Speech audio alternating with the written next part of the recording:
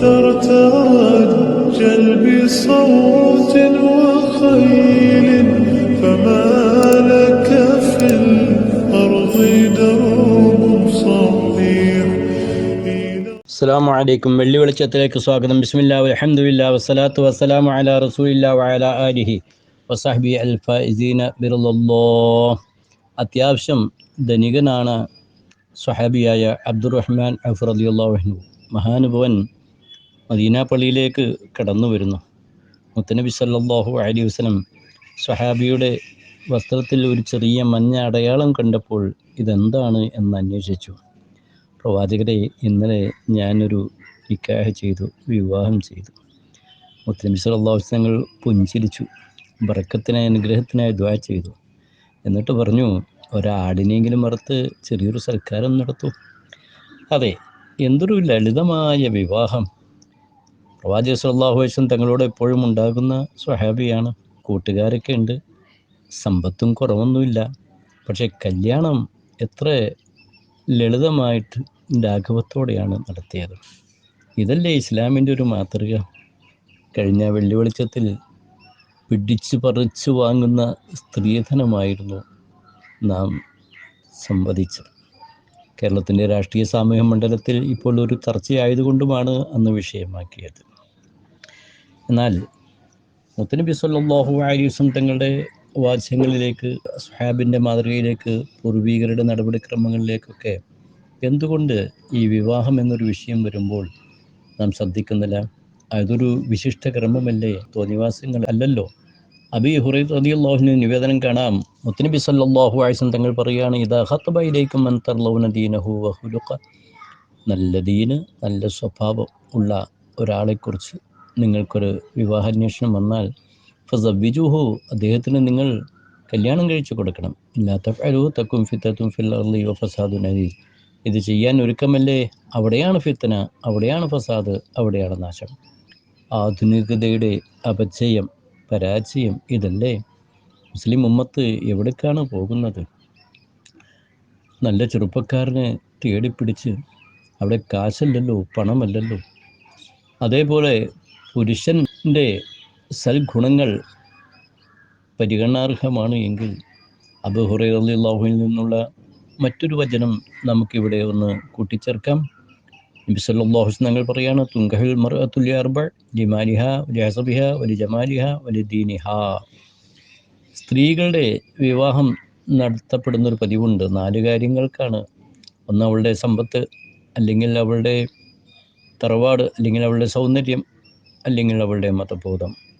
അതുകൊണ്ട് ഫളുഫർ ബിദാത്ത് ദീൻ, സഹോദര, നീ ദീന് ഉള്ള സഹോദരിമാരെ കൊണ്ട്, പെൺകനിയെ കൊണ്ട് വിജയിയായി തീരണം. തെബൈത്യത്താക്ക്. നബി സല്ലല്ലാഹു അലൈഹി വസല്ലം തങ്ങളുടെ അഭ്യർത്ഥനയാണ്, സന്ദേശമാണ്.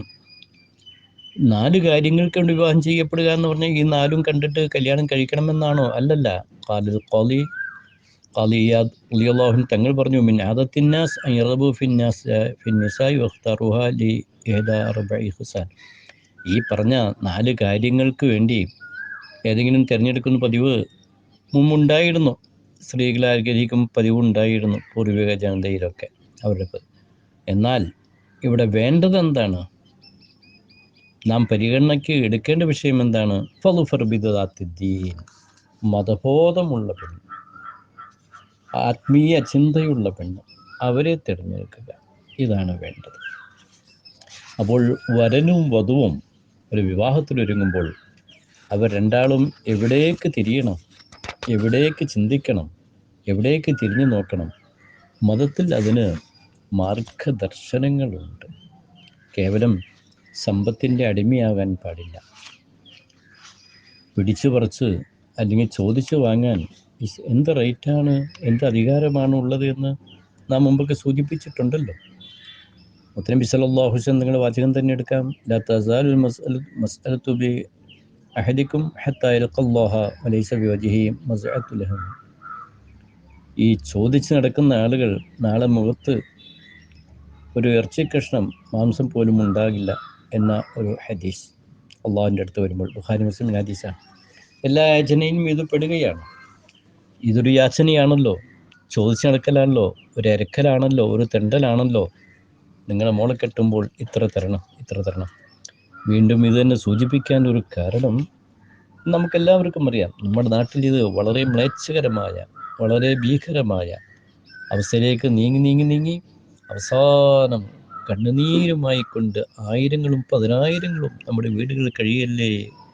മാതാപിതാക്കളുടെ കണ്ണുനീര്, സങ്കടങ്ങൾ, നെടുവീർപ്പുകൾ കാണുമ്പോൾ കണ്ടു നിൽക്കുന്നവർ എന്ത് ചെയ്യും? ഇത്രയൊരു ഭാരമുള്ളതാണോ? യഥാർത്ഥത്തിൽ നാം സൂചിപ്പിച്ചല്ലോ, പുരുഷൻ്റെ ഉത്തരവാദിത്വമുള്ള ഒരു കാര്യം ഈ സ്ത്രീകളുടെ കയ്യിൽ നിന്ന് ഇങ്ങനെ ചോദിച്ച് പിടിച്ചു പറിക്കുന്നത് പോലെ. പരിശുദ്ധ ഖുർആൻ സന്ദേശം നാം കേട്ടിട്ടില്ലേ? യാ അയ്യുഹല്ലദീന ആമനൂ ലാ തഅകുലു അംവാലക്കും ബൈനക്കും ബിൽ ബാത്തിൽ ഇല്ലാ അൻ തകൂന തിജാറതൻ തറാദിൻ ബൈനക്കും. നിങ്ങൾ മുഅ്മിനീങ്ങളെ വിളിച്ചുകൊണ്ടാണ് പറയുന്നത്, നിങ്ങൾക്കിടയിലുള്ള ധനം അന്യായമായി ഭക്ഷിക്കുന്ന ഒരവസ്ഥ ഉണ്ടാകാൻ പാടില്ല. പരസ്പരം തൃപ്തിപ്പെട്ടുകൊണ്ടുള്ള ഒരു വ്യവഹാരമാകണം, ഒരു കച്ചവടമാകണം, ഒരു ഇടപാടാകണം നിങ്ങളിലുണ്ടാകേണ്ടത്. ഇത് സമ്പത്തിൻ്റെ വിനിയോഗത്തിലും വ്യവഹാരങ്ങളിലും വ്യാപാരങ്ങളിലും വിവാഹം പോലുള്ള വിഷയങ്ങളാണെങ്കിലും വളരെയധികം ശ്രദ്ധ പാലിക്കേണ്ടതാണ്. അപ്പോൾ കാശ് കണ്ടുകൊണ്ട് പെണ്ണിനെ തിരഞ്ഞെടുക്കരുത്. കഴിഞ്ഞ വെള്ളിയാഴ്ച സൂചിപ്പിച്ച സമാനമായ മറ്റൊരു ഹദീസ് കൂടി അബ്ദുല്ലാഹി ഇബ്നു ഉമർ റളിയല്ലാഹു അൻഹു റിപ്പോർട്ട് ചെയ്യുന്നു. ലാ തുസവ്വിജു നിസാ ലിഹുസ്നിഹിന്ന ലാ തസവ്വജു അന്നിസാ ലിഹുസ്നിഹിന്ന. സ്ത്രീകളുടെ സൗന്ദര്യം കണ്ടുകൊണ്ട് നിങ്ങൾ വിവാഹം കഴിക്കേണ്ട. ഫഅസാ ഹുസ്നുഹുന്ന യർദിഹിന്ന. ആ സൗന്ദര്യമൊക്കെ അങ്ങ് പോവില്ലേ. വലാ തസവ്വജുഹുന്ന ലിഅംവാലിഹിന്ന. പണം കണ്ടുകൊണ്ടും വേണ്ട. ഫഅസാ അംവാലുഹുന്ന അൻ തൂത്തിന. ഈ പണം അത് പല അപകടത്തിലേക്കും എത്തിക്കും, വഴിപഴിപ്പിച്ചേക്കാം. പിന്നെ വേണ്ടതെന്താ? വലാക്കിൻ തസവ്വജുഹുന്ന അല ദീൻ കണ്ടുകൊണ്ട്, ആധ്യാത്മിക മൂല്യങ്ങൾ കണ്ടുകൊണ്ട് അവർ വിവാഹം കഴിക്കുക. വല അമത്തുൻ സൗദാ ഉഹർമാ ഉദാത്തു ദീൻ.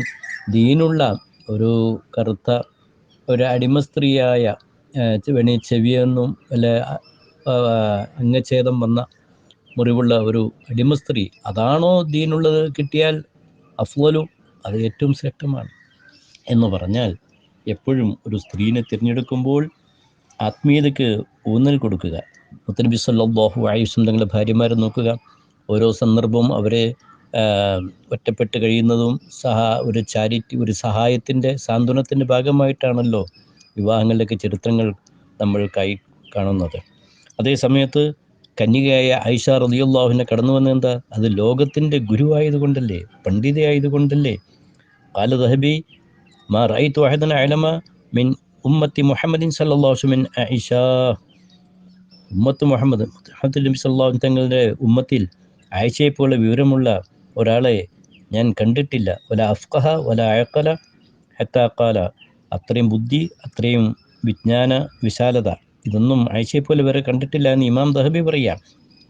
എത്രത്തോളം എന്നാൽ ഉമറുൽ ഖത്താബ് റളിയല്ലാഹു അൻഹു ഹത്താ ഖാല ഇസ്തഫ്ത ഉമറു ലിആയിഷ ഹത്താ അബൂഹാ സിദ്ദീഖ്. സ്വന്തം പിതാവായ സിദ്ദീഖ് തങ്ങളും ഉമറുൽ ഖത്താബ് തങ്ങളുമൊക്കെ ആയിഷ ബീവിയോട് പല കാര്യങ്ങളും ചോദിക്കുന്ന ഒരു സന്ദർഭങ്ങൾ ഉണ്ടായിട്ടുണ്ട് എന്ന് ഇസ്ലാമിക ചരിത്രം പറയുമ്പോൾ, ആയിഷ എന്ന പെൺഖനിയുടെ, മുത്തനബിയുടെ പ്രിയപ്പെട്ട ഭാര്യയുടെ, ഉമ്മഹാത്തുൽ മുഅ്മിനീൽപ്പെട്ട ആയിഷ മഹദിയുടെ വൈജ്ഞാനിക വൈപുല്യം, അറിവിൻ്റെ വിശാലത ഇവിടെ നാം ഓർക്കാതെ പോകരുത്. ആയിഷ റളിയല്ലാഹു അൻഹു ഹദീസിൽ പറയുന്നു, കാലത്ത് ആയിഷ അഅലമന്നാസി തസ്അലുൽ അക്കാബിർ മിൻ അസ്ഹാബി റസൂലുള്ളാഹി സ്വല്ലല്ലാഹു അലൈഹി വസല്ലം. നബി തങ്ങളുടെ മറ്റു സ്വഹാബിമാരിൽ പ്രമുഖന്മാരൊക്കെ ആയിഷ ബീവിയോട് വന്നുകൊണ്ട് അറിവ് ചോദിച്ച് അന്വേഷിക്കാറുണ്ടായിരുന്നു, ഫത്വ തേടാറുണ്ടായിരുന്നു, വിവരങ്ങൾ തേടാറുണ്ടായിരുന്നു. അപ്പോൾ പാണ്ഡിത്യമാണ് അവിടെ മുഖമുദ്രയായിട്ടുള്ളതെങ്കിൽ, അതേ പണ്ഡിതയായ, ദീനീബോധമുള്ള, തഖ്വയുള്ള സ്ത്രീകളെ കല്യാണം കഴിക്കുന്ന വിഷയത്തിൽ പുരുഷന്മാരും വളരെ ശ്രദ്ധിക്കേണ്ടതാണ്. നേരെ മറിച്ചും അത് നമ്മൾ ആദ്യം സൂചിപ്പിച്ചല്ലോ ഹദീസിൽ, മതബോധമുള്ള സ്ത്രീകളെ പുരുഷന്മാരെയും തിരഞ്ഞെടുക്കണമെന്ന് ഇവിടെ സൂചിപ്പിച്ചു. എങ്കിൽ സഹോദരിമാരോടും ചില കാര്യങ്ങൾ പ്രത്യേകം പറയാനുണ്ട്. ഇന്നത്തെ ഈ വൃത്തികെട്ട ആഭരണഭ്രമം, സ്വർണങ്ങളുടെ പിന്നാലെ സഞ്ചരിക്കുക, എന്നിട്ട് വാപ്പമാരെയും ഉമ്മമാരെയും ബുദ്ധിമുട്ടിക്കുക, അങ്ങനെ വേണം ഇങ്ങനെ വേണം, ഈ ഒരു ദുഷിച്ച സ്വഭാവം ഒന്ന് മാറ്റിയെടുക്കേണ്ടതുണ്ട്. സൗബാൻ റളിയല്ലാഹു അൻഹു റിപ്പോർട്ട് കാണാം, ജാഅത്ത് ഹിന്ദു ബിൻത് ഹുബൈർ, ഹുബൈറിൻ്റെ മകൾ ഹിന്ദ് നബി സല്ലല്ലാഹു അലൈഹി വസല്ലം തങ്ങളുടെ സമീപത്തേക്ക് വന്നപ്പോൾ വഫിയദിഹ ഫത്ഹും മിൻ ദഹബിൻ, കയ്യിൽ എന്തോ ഒരു ആഭരണമുണ്ടായിരുന്നു. അപ്പോൾ നബി സല്ലല്ലാഹു അലൈഹി വസല്ലം യദ്ബിദഹ, ചെറിയൊരു അടി കൊടുത്തു. അങ്ങനെ ഈ വന്ന ഹിന്ദെന്നവർ ദഹത്തല ഫാത്തിമ, ഫാത്തിമ റളിയല്ലാഹുവിൻ്റെ അടുത്ത് പോയി തസ്കു ഇലൈഹ, ഇതിനെക്കുറിച്ച് നബി സല്ലല്ലാഹു അലൈഹി തങ്ങൾ ചെയ്ത ആ നടപടിയെക്കുറിച്ച് പറഞ്ഞപ്പോൾ അത് കേട്ട ഫാത്തിമ ബി ഫൻ തസഅത്ത് ഫാത്തിമത്തു സിൽസിലത ഫി ഉനുഖിഹ മിൻ ദഹബിൻ, ഫാത്തിമ റളിയല്ലാഹുവിൻ്റെ കഴുത്തിൽ ഒരു ചെറിയൊരു ചെയിനുണ്ടായിരുന്നു, വേഗം അതഴിച്ചു. എന്നിട്ട് ഫാത്തിമ ബി പറഞ്ഞു, ആദിഹി അഹ്ദഹ അബു ഹസൻ, ഇത് അബു ഹസൻ നൽകിയതാണ്, അതായത് സ്വന്തം ഭർത്താവായ അലി അള്ളാഹു നൽകിയതാണ് എന്ന് പറയുകയും ചെയ്തു. ഇത് കണ്ടുകൊണ്ടാണ് നബി സല്ലല്ലാഹു അലൈഹി വസല്ലം അവിടെ കയറി വരുന്നത്. ഫാത്തിമ ബിയോട് അല്പം ശകാര ഭാഷയിലാണ് ചോദിച്ചത്, അള്ളാഹിൻ്റെ റസൂലിൻ്റെ മകളാണ് എന്ന് പറഞ്ഞുകൊണ്ട് ആ ധൈര്യത്തിലാണോ ഇങ്ങനെയൊക്കെ നടക്കുന്നത് എന്ന ഒരു ചോദ്യം. എന്നിട്ട് നബി തങ്ങൾ അവിടെ ഇരിക്കാതെ പുറത്തേക്ക് പോയി എന്നും കാണാം. എന്നാൽ ഫാത്തിമ ബി ചെയ്തെന്തോ, ഫർസത്ത് ഫാത്തിമ റളിയല്ലാഹു മിസ്ലത്തി ഇലസൂഖ്, വേഗം ആ ചെയിൻ അങ്ങാടിയിലേക്ക് കൊടുത്തയച്ചു. ഫബഅത്ഹ, അത് വിൽപ്പന നടത്തി. വസ്ത്രത്ത് ബിതമനിഹ ഗുലാമൻ, അതിൻ്റെ വില കൊണ്ട് ഒരു അടിമയെ വാങ്ങി. ഫഅതഖതു, അത് അള്ളാഹുവിൻ്റെ മാർഗത്തിൽ അതിനെ മോചിപ്പിച്ചു, അഥവാ ഒരു സൽക്കർമ്മം ചെയ്തു. കണ്ടോ, ഈ വിവരം നബി സല്ലല്ലാഹു അലൈഹി വസല്ലം തങ്ങളുടെ സമീപത്തെത്തി. അപ്പോൾ നബി തങ്ങൾ പറഞ്ഞു, അൽഹംദുലില്ലാഹില്ലദീ അൻജ ഫാത്തിമ മിനന്നാർ, ഫാത്തിമയെ നരകത്തിൽ നിന്ന് രക്ഷിച്ച അള്ളാഹുവിനാണ് സ്തുതി എന്ന് മുത്തനബി സല്ലല്ലാഹു അലൈഹി വസല്ലം തങ്ങൾ പറഞ്ഞതും നമുക്ക് കാണാൻ കഴിയുന്നുവെങ്കിൽ, മറ്റുള്ളവരുടെ ഈ ആഭരണങ്ങളുടെയും അതുപോലെ ദുനിയാവിൻ്റെയൊക്കെ പിന്നിൽ സഞ്ചരിക്കുന്ന മോഹങ്ങൾ സ്ത്രീ സമൂഹവും മാറ്റണം, ഒപ്പം മറ്റുള്ളവരുടെ പണം കിട്ടണം എന്ന് പറഞ്ഞ് പെൺ വീട്ടുകാരെ ദുഃഖത്തിലാഴ്ത്തിക്കൊണ്ട് ആ പണം വാങ്ങി ഒപ്പം വമ്പൻ കല്യാണങ്ങളൊക്കെ നടത്തുകയാണ്. ആർഭാടത്തിൻ്റെ കല്യാണം എന്തൊക്കെയാണെന്ന് കാണുന്നത്, എന്തെല്ലാം ഇനങ്ങൾ ഭക്ഷണങ്ങൾ, മറ്റൊരുക്കങ്ങൾ, എല്ലാം അഹന്തതയ്ക്ക് വേണ്ടിയാണ്, കിബറിന് വേണ്ടിയാണ്, മറ്റുള്ളവരുടെ അടുക്കൽ പേര് കിട്ടാൻ വേണ്ടിയാണ്. ഇതൊന്നും ദീനിൻ്റെ മാർഗമല്ല, അള്ളാഹുവിൻ്റെ മാർഗമല്ല, ഇസ്ലാമിൻ്റെ വഴിയല്ല, വിശ്വാസത്തിൻ്റെ മാർഗമല്ല, വിശ്വാസികൾക്ക് ചേർന്നതുമല്ല.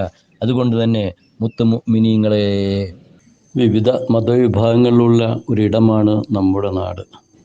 സ്നേഹവും സൗഹൃദവും സഹിഷ്ണുതയും വേണം എന്നു കരുതി മറ്റുള്ളവരുടെ വിശ്വാസമോ ആചാരമോ പിന്തുടരേണ്ടതില്ലല്ലോ, പാടില്ലല്ലോ.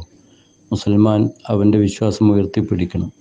ഓണാഘോഷങ്ങളോ അല്ലെങ്കിൽ ക്രിസ്തുമസോ മറ്റു ആഘോഷങ്ങളൊക്കെ വരുമ്പോൾ ചിലരൊക്കെ ഇത് മറന്നു പോകുന്നു. പ്രത്യേകിച്ച് വിദ്യാലയങ്ങൾ, നമ്മുടെ മക്കൾ വളരെ ജാഗ്രത പാലിക്കേണ്ടതാണ്.